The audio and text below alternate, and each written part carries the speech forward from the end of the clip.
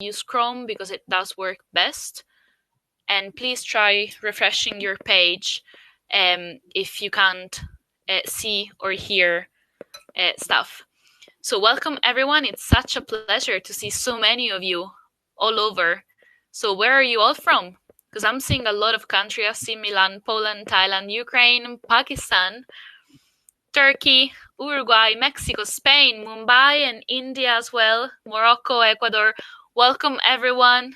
Thank you so much for being here with us today. So as I was saying, we're all working from home and we're absolutely flattered to have all of you here today with us. It's absolutely great to see that so many of you managed to join our webinar with Carol. As you can see, she's already here with us. It's such a weird situation that we're living in, but the good thing, as Russell Stannard said in one of our webinars a few weeks ago, is that luckily we live in an era where the internet is available and it does allow us to gather and join in these virtual rooms. The internet does allow us to still be together, and it's such a pleasure to see that the teaching community is coming along all together. It's absolutely great. Amazing to see so many of you here. So there's absolutely all over the world, I think. So just a little reminder about the certificate in case you're happy to be present. I'm happy to have you here. Thank you. Thanks everyone for attending. So many of you are joining right now. Welcome everyone. Welcome all new joiners. So if you haven't been watching our webinar series, you will need to know that you will get a certificate for attending this session. It will be sent automatically to your email address. Please do not type your email address in the chat box because this webinar is being recorded and it will be uploaded on the internet publicly. So please do not type your email address in the chat box because it will be public. Just please be patient. You will all get a certificate. It will be sent automatically to your email address. Good morning for all new joiners. It's so great to see you all here. The certificate will be sent automatically to your email address within 14 working days. So please be patient because as you can imagine, the internet is overloaded and it'll take a little bit of time for the certificate to get to your email address. Thank you so much. I'm reading so many great comments. It's a pleasure, honestly, to have all of you here with us today. One last thing about the certificate, please try checking your spam folder if you haven't received a certificate in your email box within 14 working days. I'm trying to read all the comments. Thank you so much for writing so many great things. And please try adding help@macmillaneducation.com to your address book so that the email with the certificate doesn't end up in your spam folder. So there is so many of you already, and it's such a pleasure for me to let you know that we created a little gift for you, teacher, all over the world, because we're so grateful to have you here, and we're trying to help you as much as we can in this situation. So we created this Storytime with Carol corner. It's a storytelling corner that is sits on our website, macmillaneNglish.com. So you'll find information about it if you go to macmillaneNglish.com, our website. And it's a great storytelling corner in which Carol tells stories to kids. And there's also some videos for teachers. So each one of the student videos in which Carol tells a story is matched to a teacher video in which she gives tips on techniques and procedures for conducting a successful lesson remotely. So I remember what I was like as a child, and I would have absolutely loved to hear an author telling a story. So I can tell you, and I really, really hope you like it, but I'm sure that kids will love it because we all love Carol after all, don't we? So it's such a great joy for me to let you know that we have the Storytime with Carol corner on our website. It's free, it's available for everyone, and every Friday we publish a new story. So please do go on our website, and it will be like a weekly appointment for a few weeks for us to be with you and Carol on Fridays. You can also just send the link to the video for your students to watch as some homework, because we never wanted to do homework over the weekend, did we? But if you have to listen to a story, isn't it wonderful? So such a great pleasure to see so many of you joining us. Thank you all for being here. So many of you are joining us right now. Just another little reminder about our certificate. You will all get it automatically sent to your email address. No need to do anything. Please just be patient and do check your spam folder. For those of you, hundreds of teachers who are joining right now, once again, we created this Storytime with Carol. It's a storytelling corner that is available on our website. You can find some student videos in which Carol tells a story, and some teacher videos in which she tells you how to use the stories, and she gives great tips on how to teach online and how to make the most of it. You can use it as homework, because every Friday we will publish a new video. So it's a weekly appointment and our way to try and tell you that you're doing a great job. We're absolutely amazed at how the teaching community is reacting to all of this situation. It's absolutely amazing to see your efforts, and we do appreciate them. It means a lot to see you, and I'm sure that your students are appreciating that as well.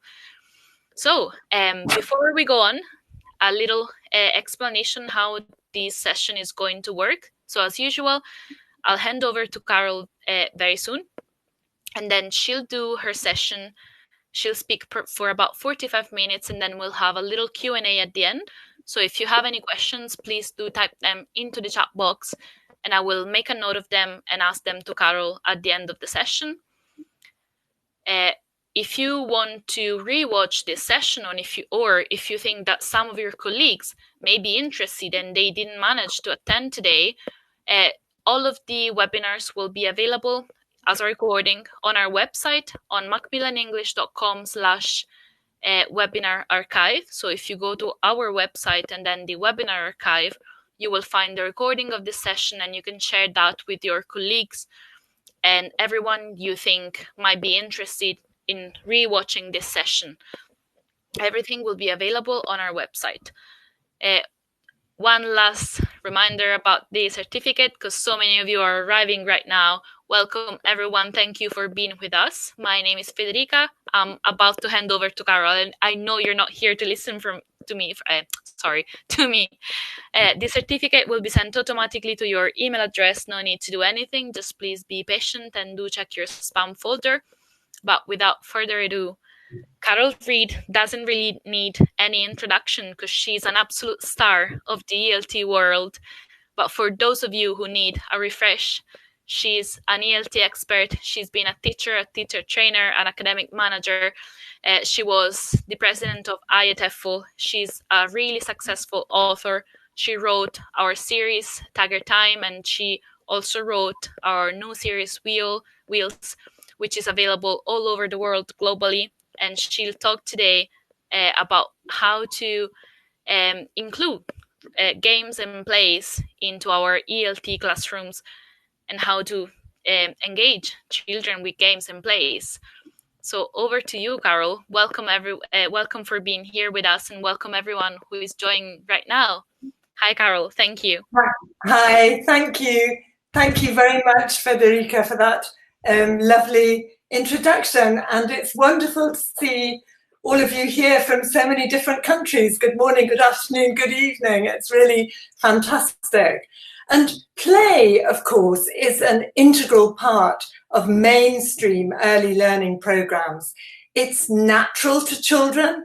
And in fact, as has been said, it's the work of children. It's the way children find out about the world, the way they develop a whole range of cognitive, social, emotional, and physical skills, and how to communicate as well. So play enhances children's learning and development, and following the UN Convention of the Rights of the Child, Article 31, play is also a children's right. So the first question in this webinar that I'd like us to think about is actually, what is the difference between play and games? And if you've got some ideas, if you'd like to just pop them in the chat box so that we can all share. So thinking about play to start off with, play, which is sometimes called make-believe play, symbolic play, free play, or pretend play. And it's the kind of play where children create imaginary situations in which they take on and act out roles. Play objects are used to represent imaginary ones, and children implicitly follow a set of rules which are determined by specific roles. Play can be solitary, or it can be part of a group. It can be cooperative, it can be constructive, or it can be rough and tumble. And an important feature is that it's usually child-initiated. And children learn by imitating, experimenting, problem-solving, making their own decisions. And a practical example might be, as the image shows here, playing house with imaginary friends and family. And this kind of play contrasts with games, games that have specific, explicit rules and have thinking skills that are involved in following and applying the rules. And games, of course, can be competitive or cooperative, and they need compliance to the rules. If the rules are broken, the game breaks down. And a feature of games very often with this age group is that they are usually adult or teacher-led. And an example might be What's Missing game with pictures or flashcards. So I'd like you now to just look at the pictures here, and I'm going to ask you to put in the chat box as quick as you can which one is missing. Now, which one is missing? In the chat box, can I see what's missing? Are you writing in the chat box? Absolutely, okay, the flowers. So you've got the idea. And look carefully now, and what's the next one that's missing? Are you ready? It's there. What is it? What's missing now? The slide. Okay, well done. And the last one, are you ready? Looking carefully, off we go. What's missing now?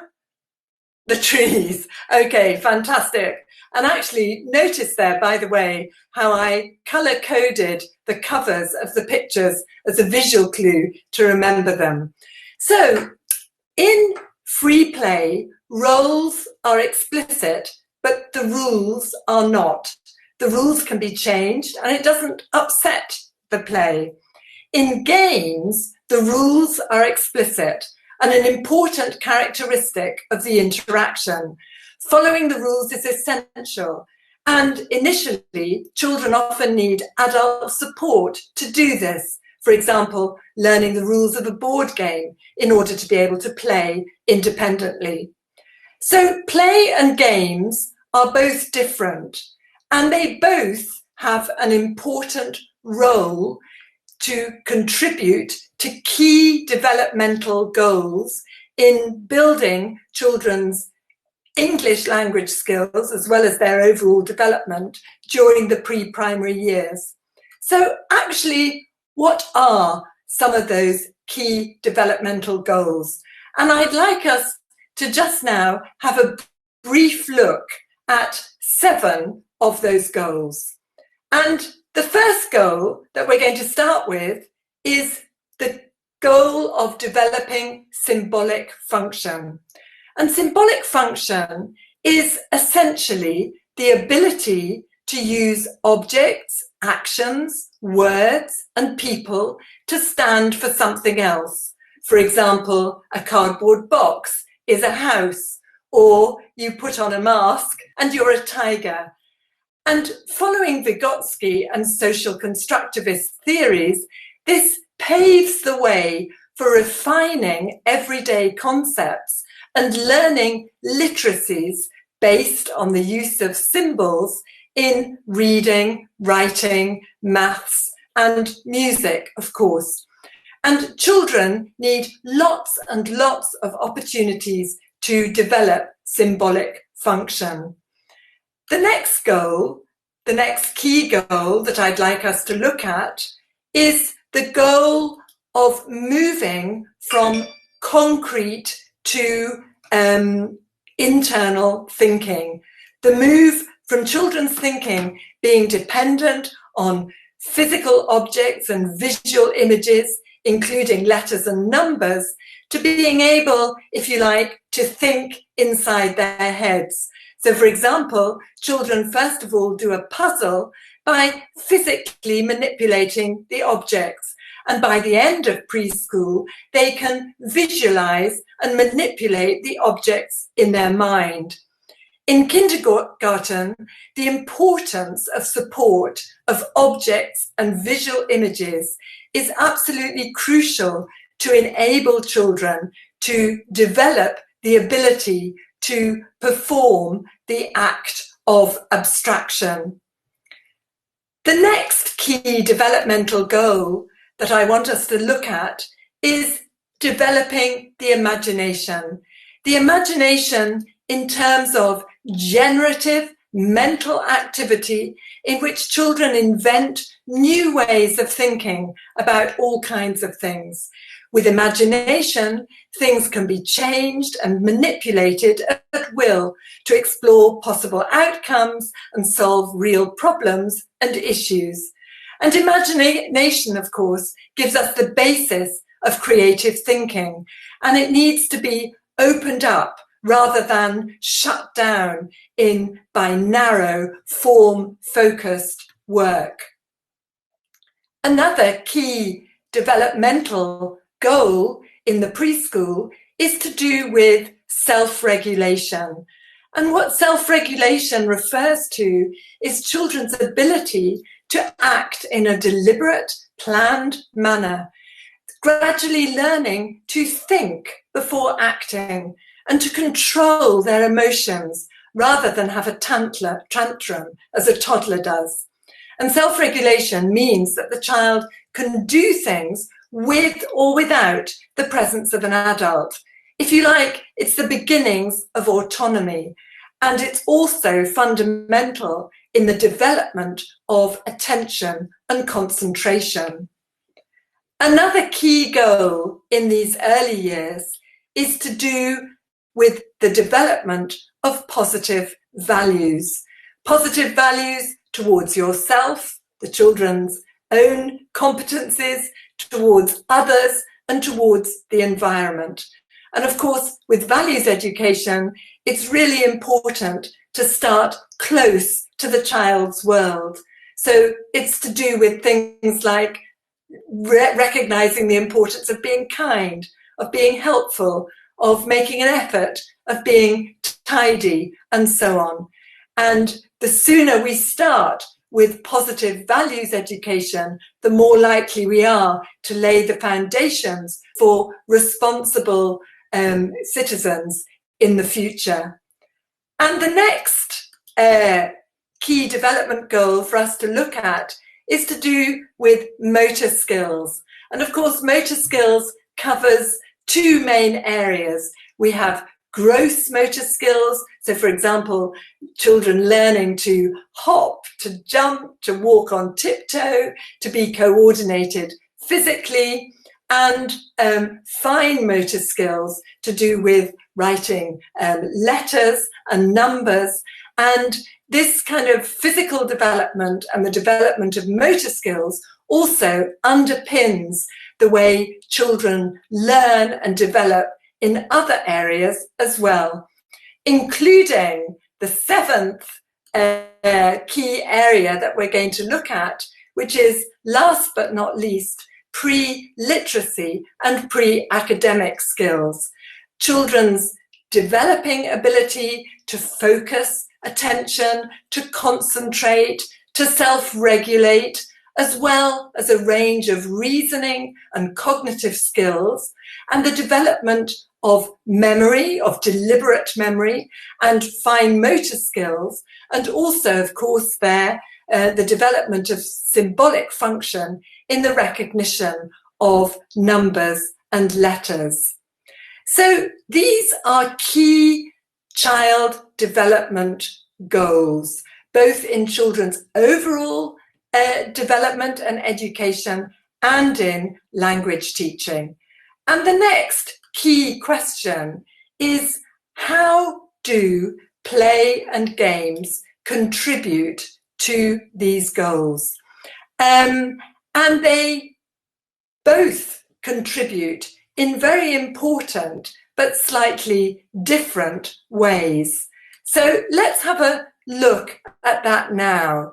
And I'd like to look briefly at the way play and games contribute to children's cognitive development, to their language development, and to SEL, which stands for social and emotional learning.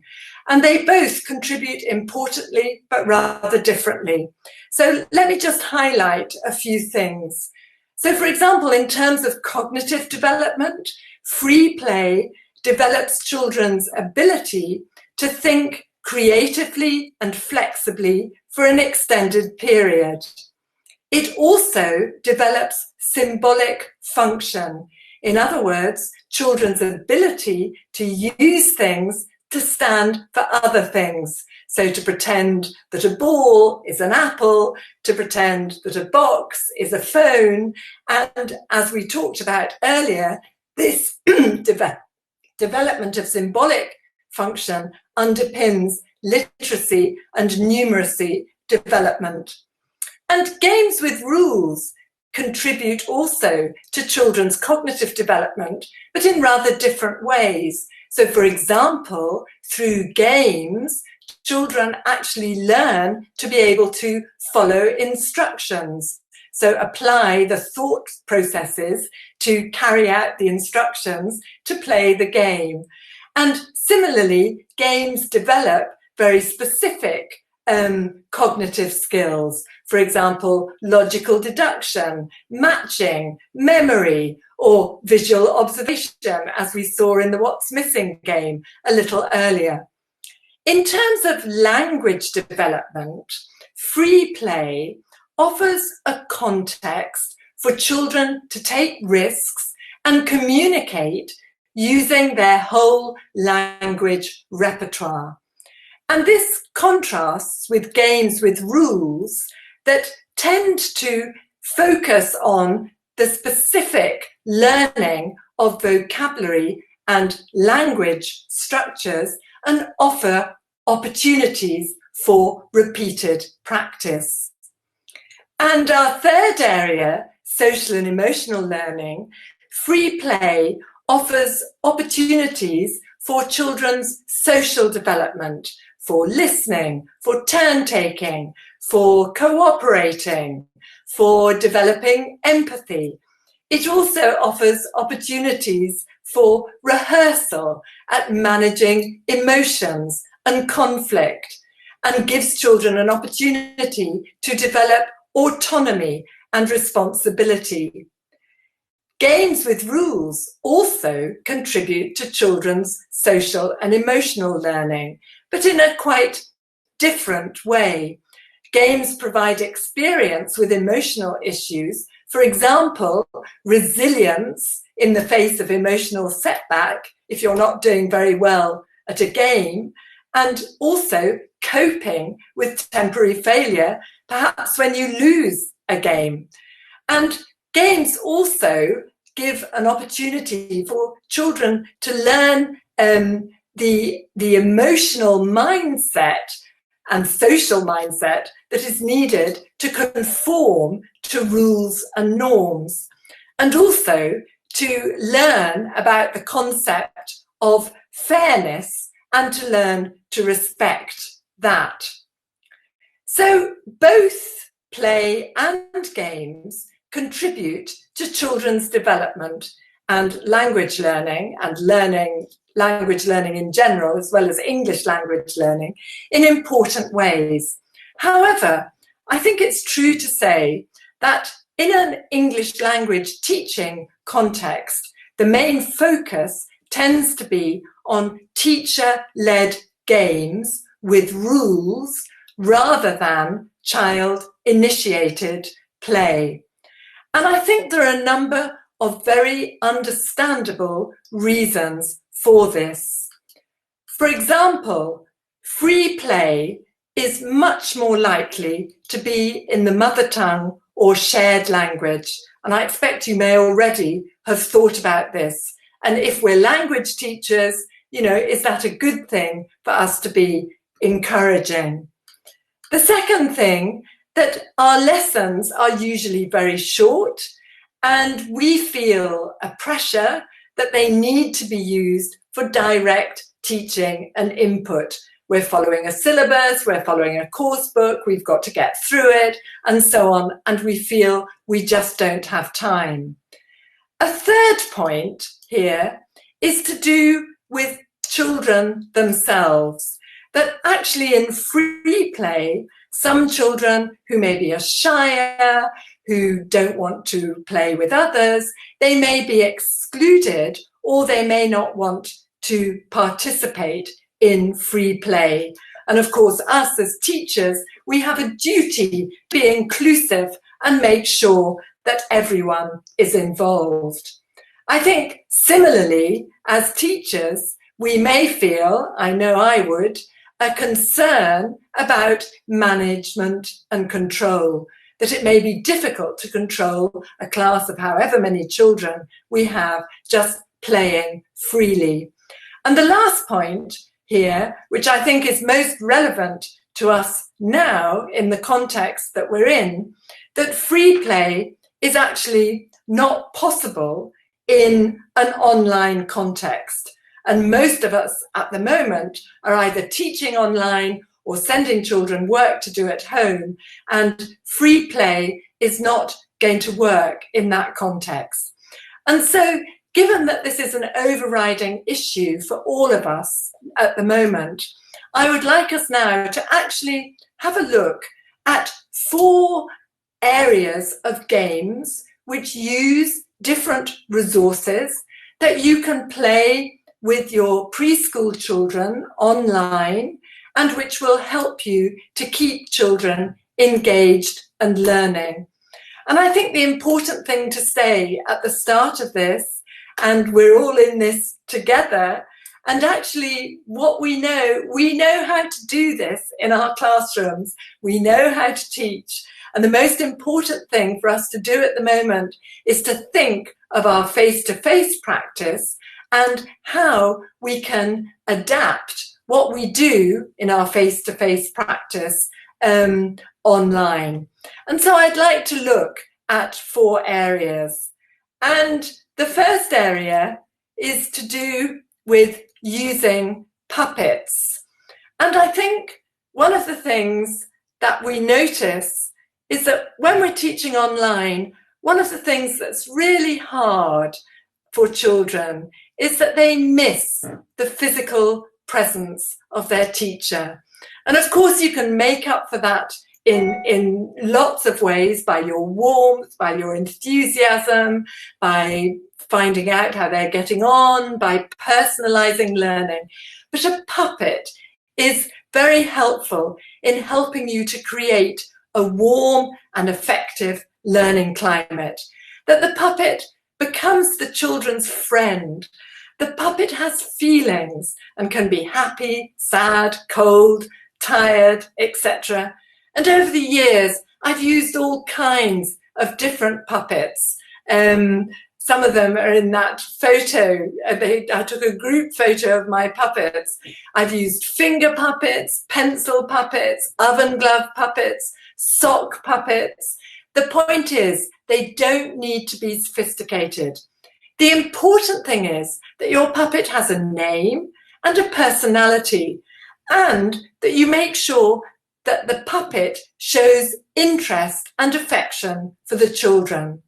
And as well as using the puppet for opening and closing routines, which are just as important online, as in your real classroom, you can also use the puppet to demonstrate activities and also to help you manage the class. And of course, what we're talking about in this session, there are also many, many different games that you can play. So just a few examples, we might have some flashcards, 3 to 6 flashcards or objects, and we might have a little game, guess what the puppet's thinking about. And children take turns to actually guess, and you name the children and they respond, and they guess what the puppet is thinking about. You might play another game where children correct the puppet, because the puppet may be a bit silly and get things wrong. So the puppet may say, the ball is blue. Oh no, Rosie, or whatever the puppet is called, the ball is red. We can also play games whereby we get children to follow the puppet's instructions. So this can be, adapted from the traditional Simon Says game, but using the puppet's name. So for example, Rosie says, wave your arms, please. Rosie says, move your head. And children know that if Rosie doesn't say please, they fold their arms and they don't do anything.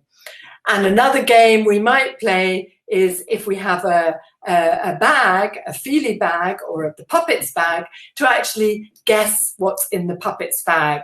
And a lot of these games we can also do with rhythm. So we might go, what's in the bag? Can you guess? It's a ball? Yes, yes, yes. Okay, so puppets then that are a resource that gives us lots and lots of possibilities for engaging our children online. The next area of games to use is using real objects. And I would just like to say that actually one of the really positive things about teaching from home is that it's much easier to get hold of real objects rather than putting them all in your bag and lugging them on the bus or the underground to school.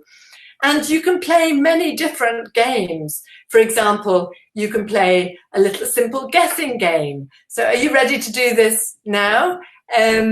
You describe one of the objects very simply and children guess what it is. So are you ready? I want to see your answers in the chat box as quick as you can.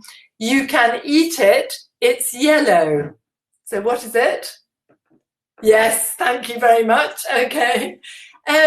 You can also do show and tell activities, which are actually very important for making children feel that you're really interested in them and what they brought to your online classroom session together. So you can ask children to bring an object that relates to what they're learning and show it to the class. So it might be a toy, this is my car, it's red, or it might be food, this is a potato, it's brown.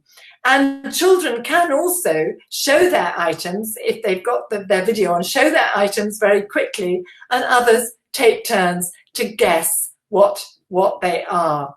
And of course, a game that's not rocket science, that's a very traditional game, but works extremely well online, and we'll do this now, is a little memory game. So you see all my objects there on the tray.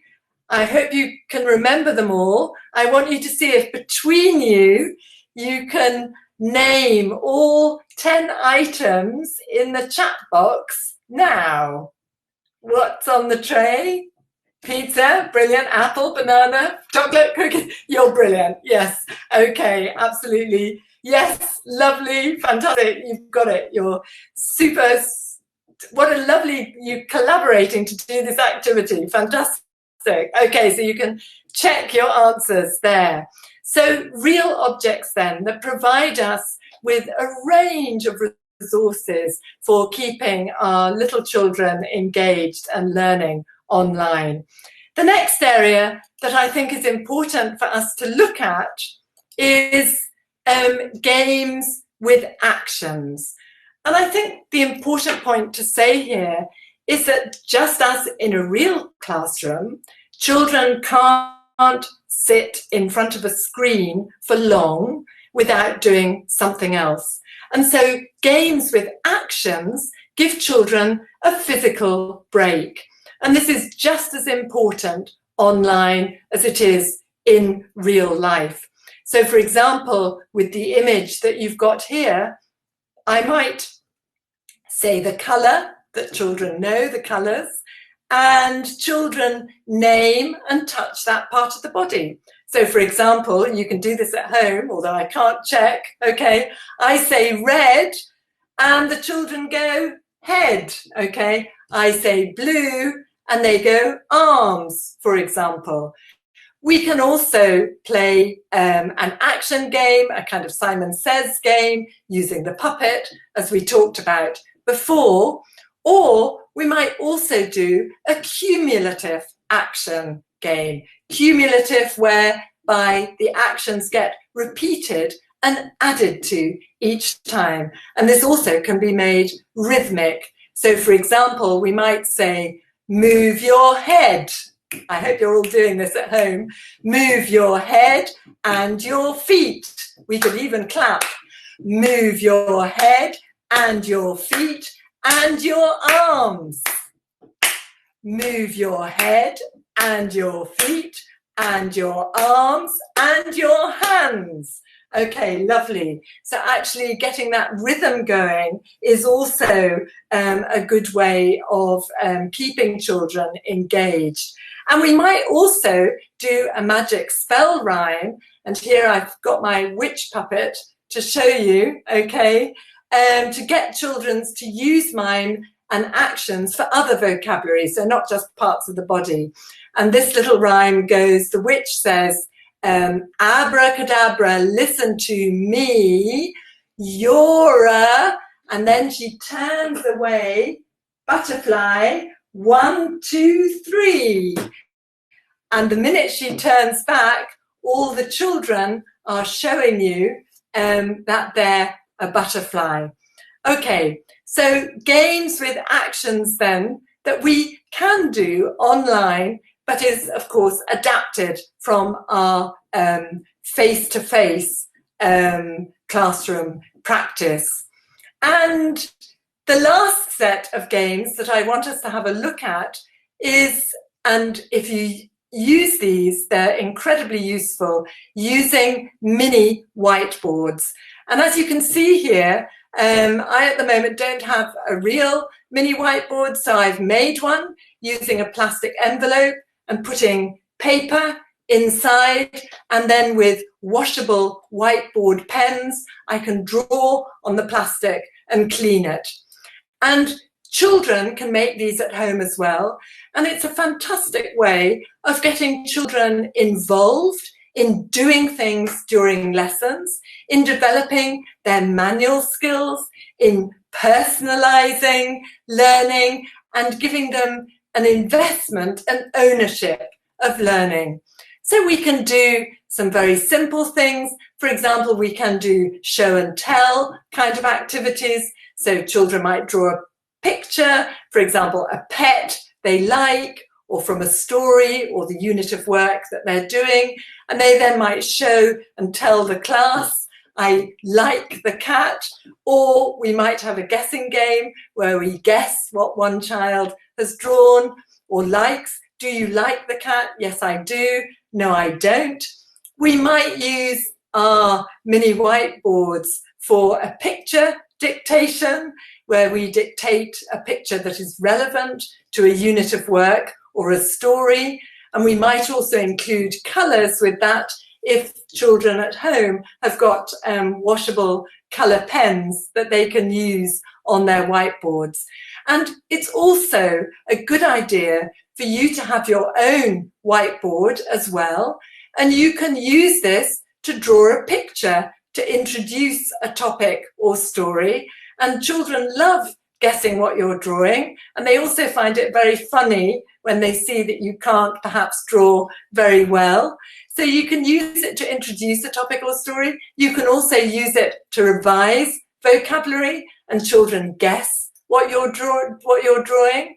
And it's also nice that when children do well, you can draw a smiley face or a heart on your whiteboard and show it to the class to add to the positive feedback to children for all their efforts and make them feel that you really care about what they're doing. So we can play all these lovely teacher-led games, but we also need a balance between play and games. Because from a socio-constructivist point of view, following the work of Vygotsky and others, and any of you out there who are familiar with some of the academic literature on early years and play, people like Bodrova and Moyles and Bruce, and it's child-initiated play that is considered essential for children's development and allows them to experiment and internalize thought and language. And it's through child-initiated play that children have a chance to explore materials, situations, and use language for themselves, and opportunities to imitate, to experiment, to take risks, to make mistakes, to have choices, solve problems, resolve conflicts, take decisions for themselves that help them to become more autonomous, self-regulating, and responsible. All the things that actually lay the basis for developing competent, responsible learners and people in the future. So this leads us on to the next question. How can we achieve a balance between play and games?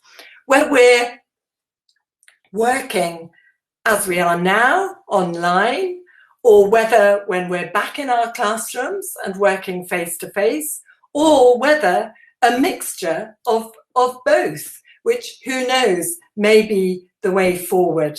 And how can we do this?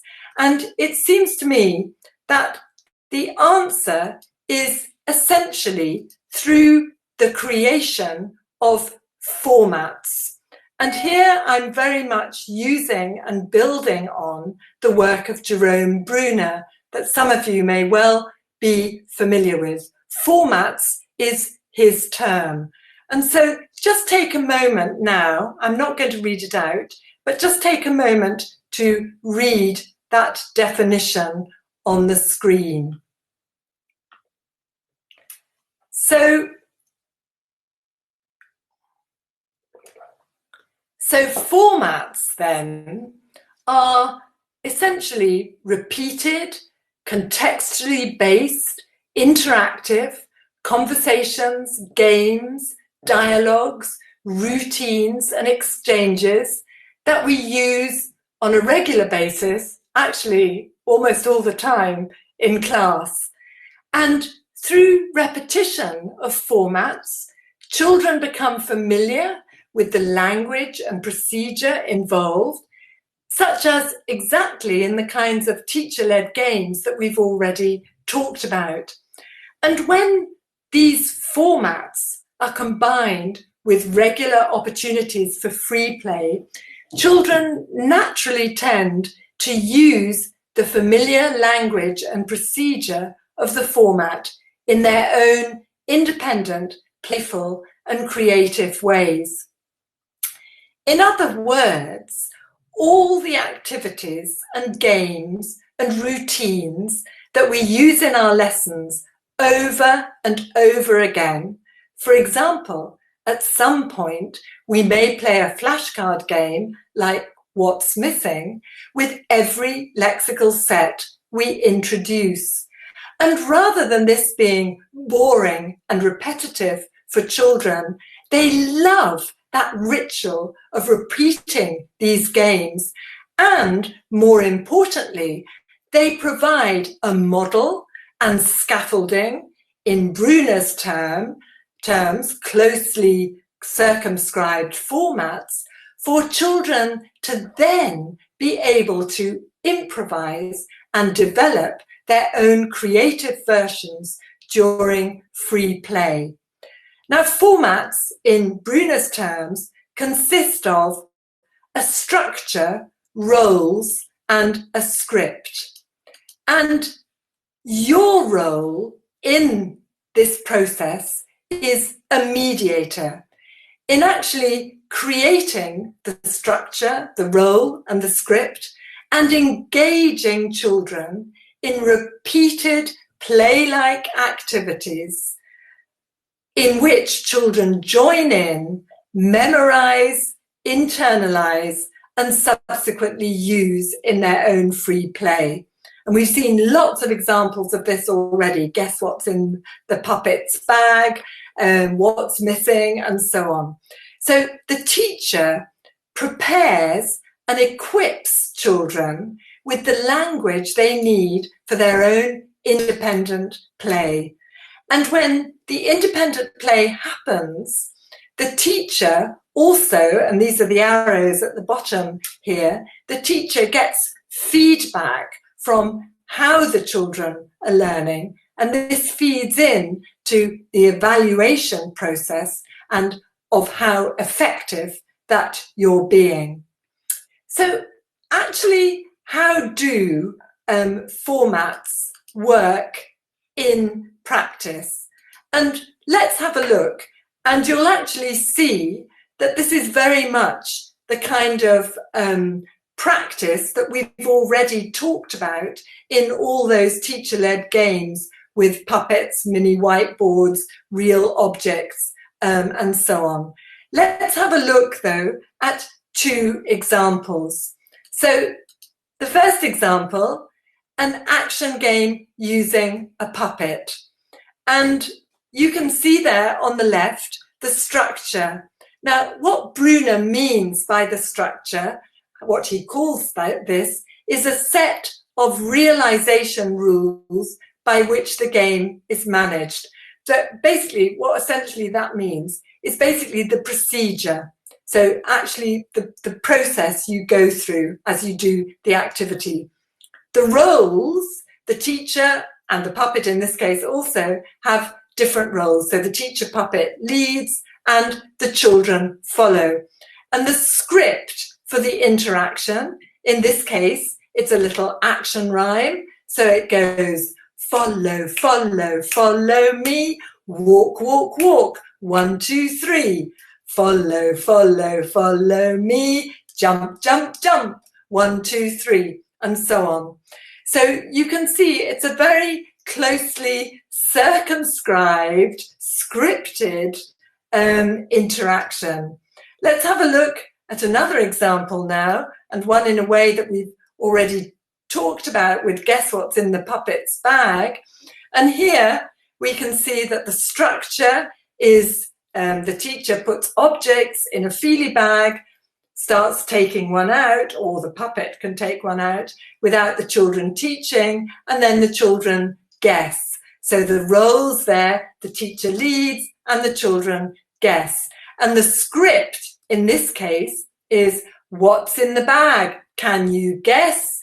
It's a ball. Yes, yes, yes. No, it isn't. Yes, you're right. Very good. All that kind of language. And of course, in our classes, as children become familiar with games like this, we begin to give them opportunities, confident ones at first, to actually take turns to lead the activity and ask the question. And in Bruner's terms, this would be described as employing what he calls the handover principle. In other words, for a reciprocal increase in the children's responsibility for the activity. And this is also a crucial part of the scaffolding process, the support that we give for children's learning.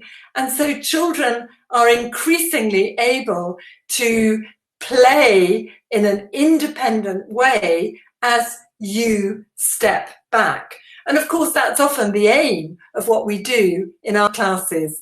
We start off leading up front and gradually take a more backseat role as children have the language and competence and familiarity to be able to carry out the activity themselves. But that's still not quite free play. So what can we do? How can we provide opportunities for free play in our classes? And I think there are three options depending on our circumstances. And let's have a look at those options now, and also the pros and cons of each one.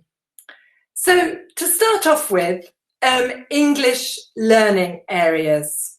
And English learning areas, sometimes also called English corners, are learning centres linked to English, and they reflect what's happened for years in many mainstream contexts of pre-primary practice, where in a preschool classroom there might be a reading area with cushions, a construction area with modelling bricks, a house area, a shop area, where children at various moments during the day can choose to interact and play with age-appropriate instructional toys and materials.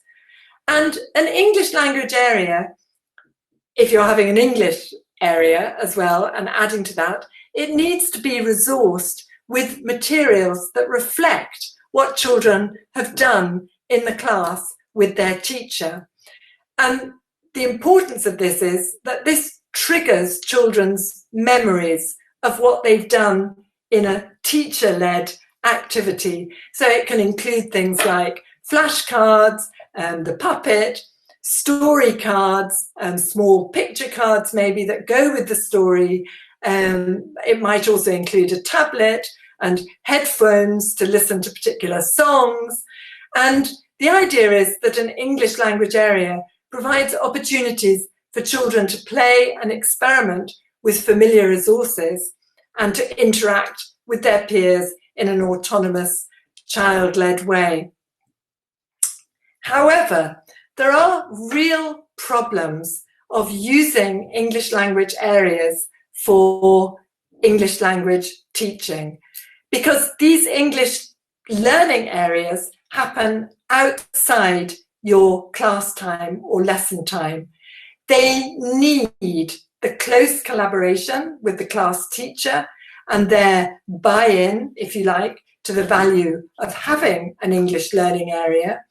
But even if the class teacher agrees, they may not speak English, they may not know what you've been doing in class or what to look out for as the children use the English language area. Another crucial drawback is that you, as the language teacher, are never there to be able to observe what happens in children's free play time because you're off teaching somewhere else. So you never get direct feedback on the ways that children play and use the language. Another really practical issue is that it's difficult for you to leave your resources, such as flashcards and a puppet, in one class, because normally we only have one set of these kinds of things and we need them for our other teaching elsewhere. And of course, if, as some of you may be, if you're teaching in a private language school, the children are only there for their lessons and there aren't other opportunities for free play. So although they can work very well, there are those drawbacks. And a way to resolve this is actually to set up learning stations, or sometimes called learning hubs, during lessons. And learning stations provide meaningful, self-directed language play for children and develop skills such as autonomy, responsible decision-making, and cooperation during lessons. A learning station might include the class puppet and a set of flashcards. Okay, it might be more narrowly resourced than the learning areas we talked about. Or it might include story cards and small picture cards, or paper and crayons. And in my experience, it's best to start off with just one or two stations and then possibly add to them one new at a time. And the idea is that children take turns to alternate, for example, completing an activity sheet at their tables, to visiting the learning stations that you've set up in small groups or pairs. And if you're working with a course book, at the end of each unit, you may like to devote a whole lesson or even two lessons to children taking turns to visit and play at different learning stations with the resources that you've used for that particular unit of work and that they are familiar with. Now, the benefits of learning stations are that as they're organised during lesson time, they provide you with a golden opportunity to work with and give extra support to small groups of children who are not at the learning station in turn.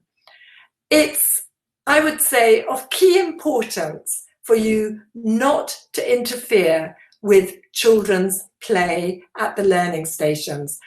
You certainly don't want to worry what language it's going on in, because it will be partially in the children's shared language or mother tongue, and some of it will be in English. But the important thing to do is to actually eavesdrop as you can, and this gives you important feedback on how children play and how they're learning.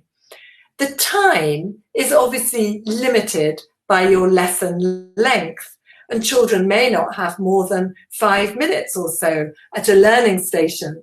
But there are the same advantages as English learning areas of autonomy, responsibility, etc.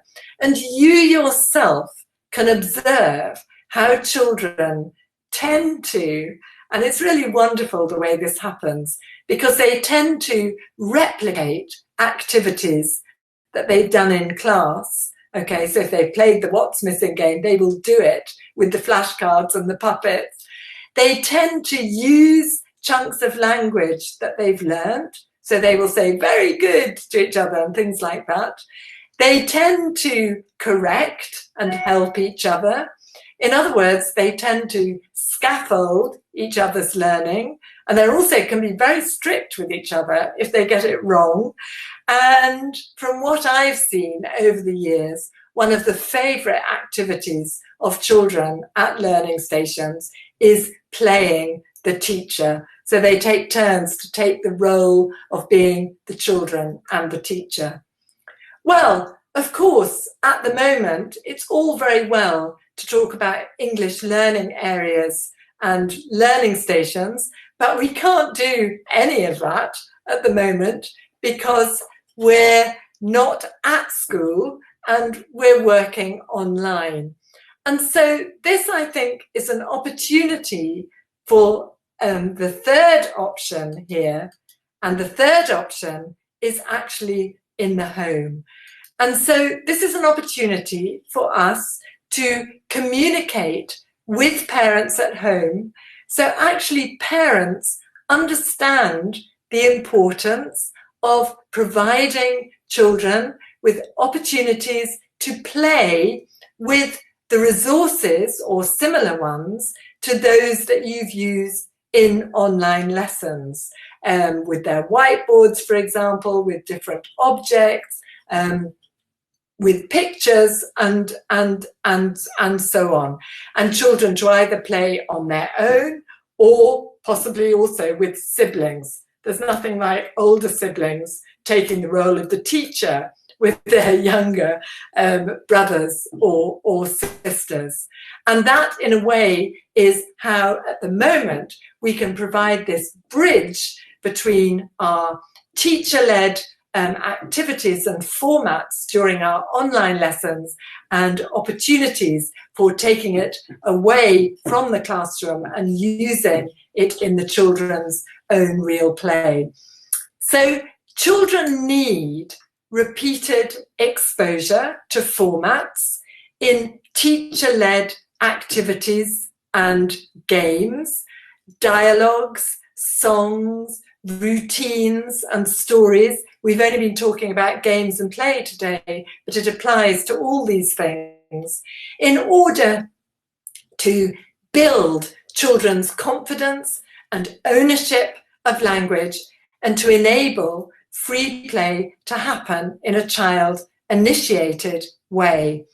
And actually what happens then, that children will naturally play at least partially in English. They may, for example, name some of the vocabulary items, say very good, things like that.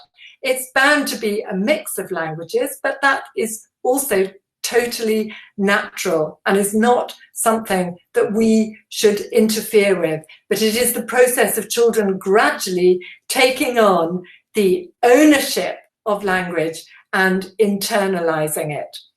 So, coming to the end of the session now, let's just have a quick look at what we've talked about in this session. We started off by talking about the differences between play and games. We looked at 7, if you remember, key attainment goals in pre-primary. We then discussed how play and games contribute to these goals in rather different ways. We also saw why, completely understandably, it's games that tend to predominate in English language teaching. We then had a look at the kinds of games we can use to teach children online and keep our young learners, very young children, I mean, younger than young, the very youngest, engaged and learning. We then looked at the importance of providing a balance between play and games and how to achieve this through formats. We saw examples of formats in practice, and finally we had a look at possible options for provision of free play through English learning areas or learning stations or home.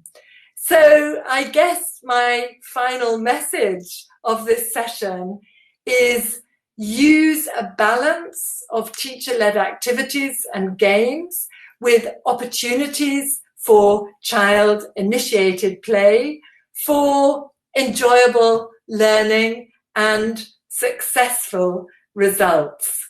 So that really brings me to the end of my sessions, but I'll be more than happy to answer any questions. If you have any questions for me, let me know.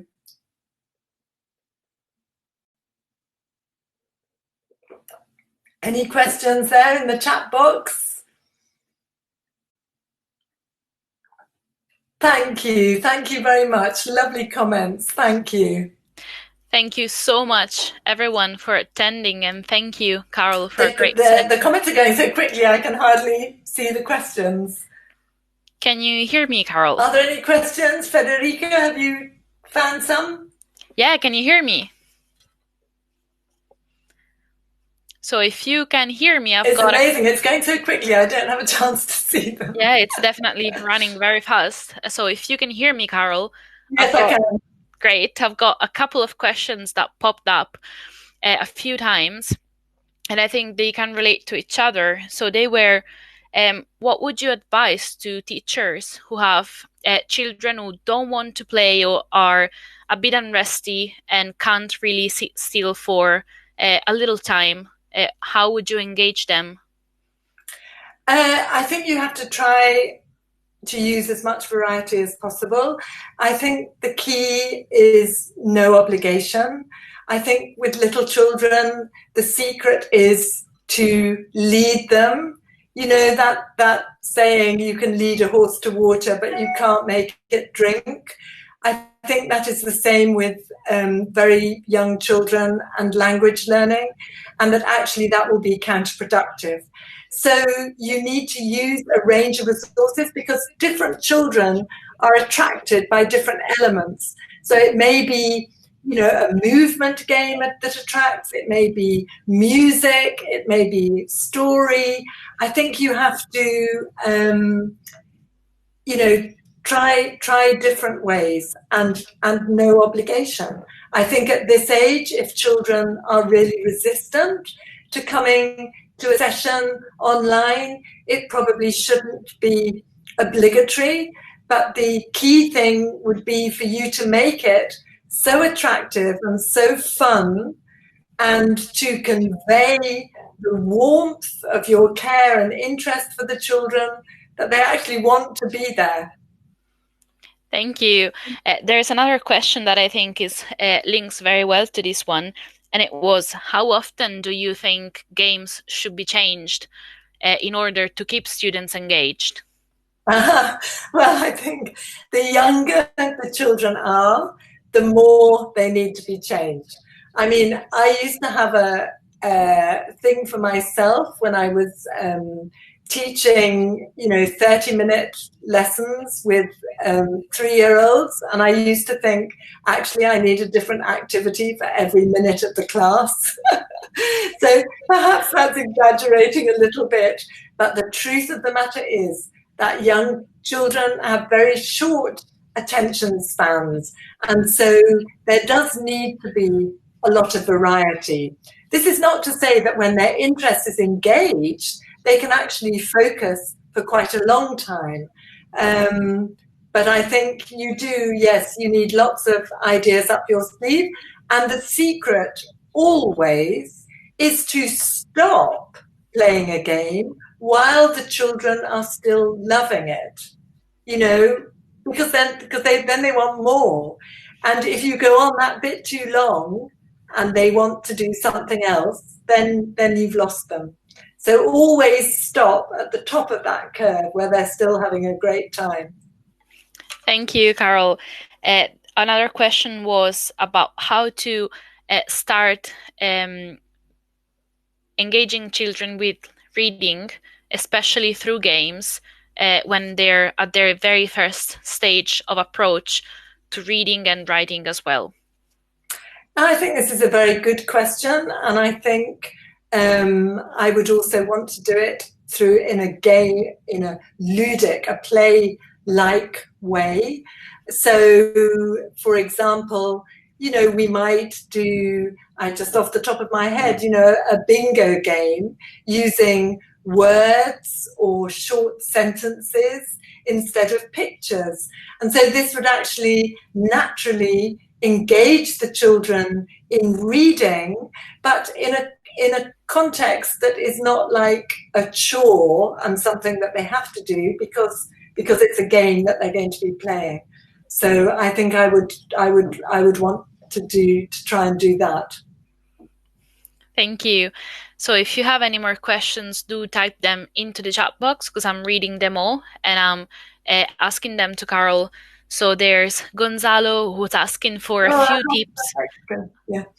On no, absolutely. Gonzalo is asking for a few tips on how to get started. So he said he's just finished his studies, so he's about to start teaching for the first time. And if you could give him some tips on how to succeed as a language teacher of children.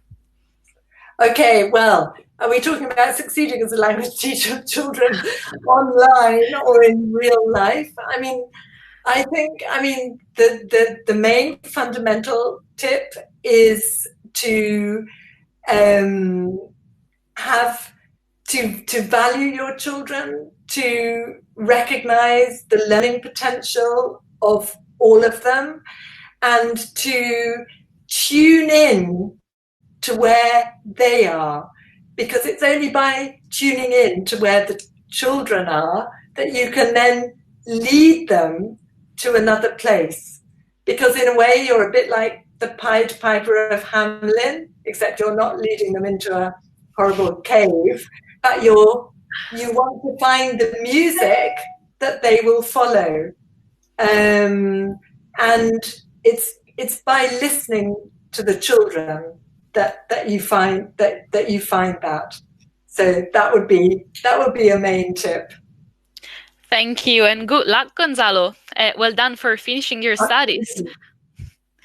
Thank you, Carol. There was another question. It's pinned at the top of the chat box, and it says, is there any possibility to do error analysis through games? Well, I think there definitely is. I mean, I think it's really important to observe the way that children play games and the language that they use to play games. I mean, I'm not sure how at this age, in terms of error analysis, and in terms of unpacking the grammar, we're not really talking about that, because actually with this age group, they're learning chunks of language, which are like, say, for example, I don't know, which is like a few connected words that they learn as a single concept. They don't even necessarily realize that that's 3 words, never mind, a negative and a verb and so on. So, but certainly observation and awareness of the way our children are using language is hugely important in giving us feedback about how effective we're being and how we might do better in our teaching. Thank you. Another few people are asking how to evaluate and assess kids when teaching online, and especially through games. And can we involve any of their parents or older siblings in doing this? Goodness me, that is a very big question. Kind of evaluation online. I feel really wary of that, actually, because it is obviously providing such a partial snapshot of what a child is doing. I mean, if you're having a child for 20 minutes, 30 minutes, even 45 minutes online, and children come, they're in a particular mood, maybe things haven't gone well for them. So actually, you can get a snapshot of how they're doing like that, but over the longer term, I think you would need, to use a range of other instruments, if you like, to evaluate. And I think, although it's really important to communicate clearly with parents about your learning aims and intentions and give them ways to support their learning, the last thing you want to do is to make parents feel that they must put pressure on their children of this age to achieve. So I think it's something that in our present circumstances, I would feel quite wary of wanting to do in any way that might have a negative washback effect on children's motivation and participation, because that's what's key with this age group. If they don't want to participate, if they don't feel they love it at this age, how are they going to feel when they're 10? Very true. Thank you. I think we have time for one last question, because we also had Carol on this morning. So Nalini is asking, should we follow a timetable when teaching preschool, or should we just go with the flow? So I think they mean, should we schedule very precisely our classes, or should we go with the flow? I'm not sure what the go with the flow means, because I think if you're organising a classroom on a platform where everyone needs to be at the same time, then I guess because parents come with their children at this age group, they are with their children, that they need to know that in advance. And I think, so my advice would be, that yes, actually to have that regular event happening is something that hopefully children would look forward to. And ideally, I saw another question going by about the length of sessions, and I would ideally say that the sessions would be quite short, and they would also end with, or not end, but as a result of those sessions, children would have something to do that they would then bring back to the next session, so that you would provide that continuity. I don't know if that answers the question. I hope so. Yeah, I think it definitely did. I think maybe the main structure, and as someone was saying, it's really important to plan your classes, so you, especially when you're teaching online. I don't know if you agree on that. Oh, I think it's really important. But I think it's also important to be aware that time does very strange things online. That actually, it takes you much longer to start your class. Children arrive at different times. You need to greet them. You need to make them feel welcome. You need to ask how they are. Their parents may be there. You maybe need to greet them. So this all takes quite a long time, as does setting up activities, or even doing a simple, guess what's in the puppet bag. That time works in a slightly different way, and depending on the number of children that you have and the length of session, you will, as you get used to it, you'll get a feel for the time that things take. Thank you, Carol. Thank you also for a really, really great session. It was really heartwarming to see your enthusiasm, and we've been getting great feedback already. Thank you, everyone, for attending. It's been such a pleasure to have all of you here with us. Thanks to Mike Riley, who organized this webinar and who's the person behind all of the webinar program. We wouldn't have the webinars without Mike. He's in the room with us, so he can hear us. Thanks, Mike. And he can read us as well. Thanks once again, Carol. It's been absolutely great. And we're honestly honored to have all of you with us. Thank you, Federica, and thank you for all the lovely comments I've seen going in the chat box. It's really been really lovely to be with you all and to feel connected with so many teachers working all over the world. And best of luck with what you're doing.